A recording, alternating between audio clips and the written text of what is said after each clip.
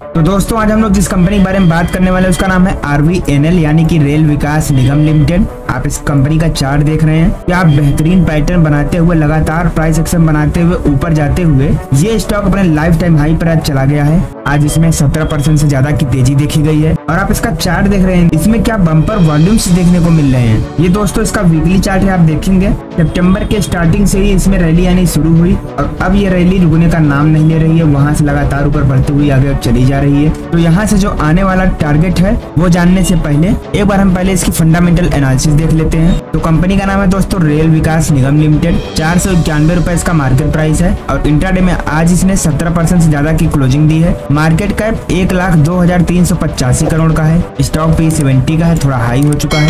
ROC 18.7% and ROE की value 20.4% का है। पिछले एक साल के हाई लो की बात करें तो 117 का लो था और 498 का इस कंपनी ने हाई लगाया है। आपको दोस्तों इस कंपनी के बारे में बता दूं तो रेल विकास निगम लिमिटेड सन 2003 में इनकॉर्पोरेट हुई by the government of India. और दोस्तों इस कंपनी का जो काम है वो रेलवे के इंफ्रास्ट्रक्चर के डेवलपमेंट में है, जैसे कि डबलिंग हुआ, gauge conversion, new lines, railway electrification, major bridges, workshops, production units and sharing of freight revenue with railways. और दोस्तों ये कंपनी मिनिस्ट्री ऑफ रेलवे के अंतर्गत काम करती है।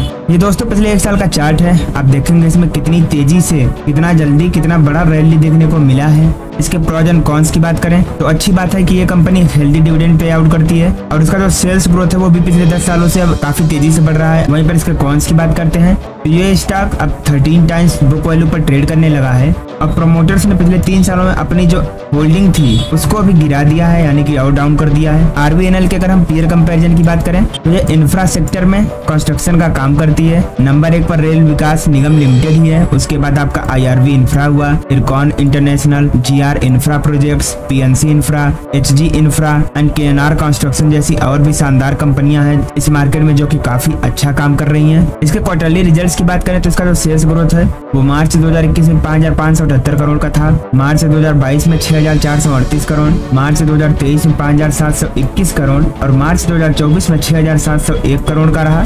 वहीं पर नेट प्रॉफिट की बात करें तो जहां पर मार्च 2021 में 344 करोड़ का प्रॉफिट था, मार्च 2022 में 372 करोड़, मार्च 2023 में 345 करोड़ और मार्च 2024 में 433 करोड़ का नेट प्रॉफिट भी देखा गया है। तो अगर हम RVNL के लॉन्ग टर्म प्रॉफिट लॉस की बात करते हैं तो इसका जो सेल्स ग्रोथ है वो मार्च 2014 में 2,494 करोड़ का था, मार्च 2018 में 7,557 करोड़, मार्च 2022 में 19,382 करोड़ और मार्च 2024 में 21,733 करोड़ का रहा। वहीं पर नेट प्रॉफिट की बात करें तो जहां मार्च 2014 में 162 करोड़ का प्रॉफिट था, मार्च 2018 में 470 करोड़, मार्च 2022 में 1,087 करोड़ और मार्च 2024 में 1,463 करोड़ का बहुत ही अच्छा नेट प्रॉफिट भी देखने को मिला है। तो अगर हम इसके स्टॉक के CAGR की बात करते हैं तो पिछले 5 सालों में 79% की रेट से, पिछले 3 सालों में 149% की रेट से और पिछले 1 साल में तो इस कंपनी ने बम्पर 300% का बहुत ही शानदार रिटर्न दिया है, यानी कि इस कंपनी ने स्टॉक मार्केट में अपने इन्वेस्टरों को भर भर कर पैसा कमाया है। तो अगर हम इस कंपनी की बोरोइंग्स की बात करते हैं तो जहां मार्च 2014 में 9,218 करोड़ का लोन था, मार्च 2018 में 2,259 करोड़,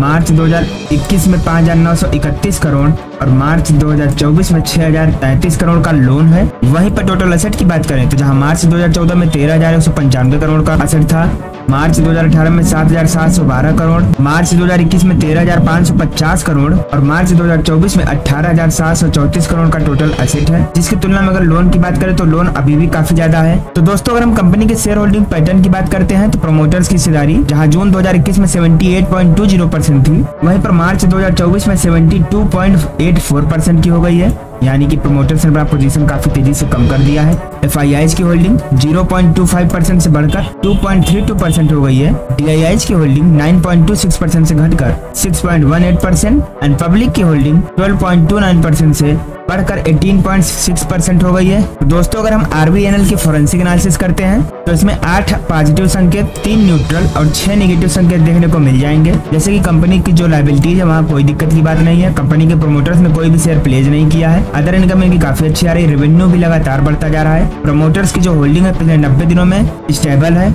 हाँ, रिटेल्स की होल्डिंग थोड़ी ज्यादा है तो यहाँ ध्यान देना पड़ेगा। बाकी कैपेक्स वर्सेस ROCE की बात करें तो कोई दिक्कत नहीं है, काफी अच्छा काम कर रहा है पिछले 3 सालों से।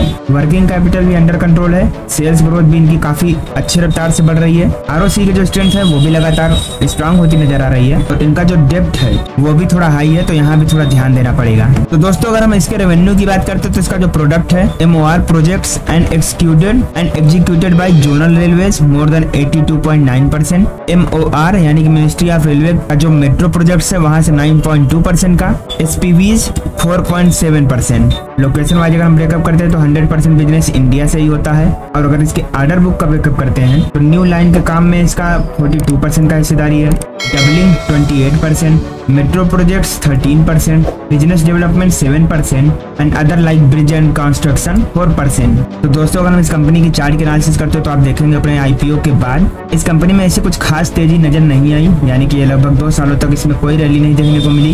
लेकिन उसके बाद जब इसने चलना शुरू किया तो फिर ये लगातार ऊपर जाते हुए प्राइस एक्शन बनाते हुए ऊपर बढ़ता रहा और ये इसी के साथ आज अपने लाइफ टाइम हाई पर है। और आज इसने इंट्राडे में 17% से ज्यादा की तेजी दिखाई है। तो दोस्तों इसमें जो तेजी है वो काफी भयंकर तेजी नजर आ रही है। तो अगर ये इसी मोमेंटम में चलता रहा तो इसका जो कमिंग टारगेट है वो जल्दी 600 के आसपास ट्रेड करता नजर आएगा। और अगर वहां से भी ये ऊपर बढ़ता है तो जल्दी ये 720 के ऊपर भी ट्रेड करता नजर आ सकता है। तो दोस्तों कंपनी तो ठीक ठाक ही है, बाकी आपको कैसे लगी वो कमेंट में जरूर बताइएगा। और अगर कोई भी इन्वेस्टमेंट कर रहे हो तो एक बार अपने एडवाइजर की राय भी जरूर ले लीजिएगा।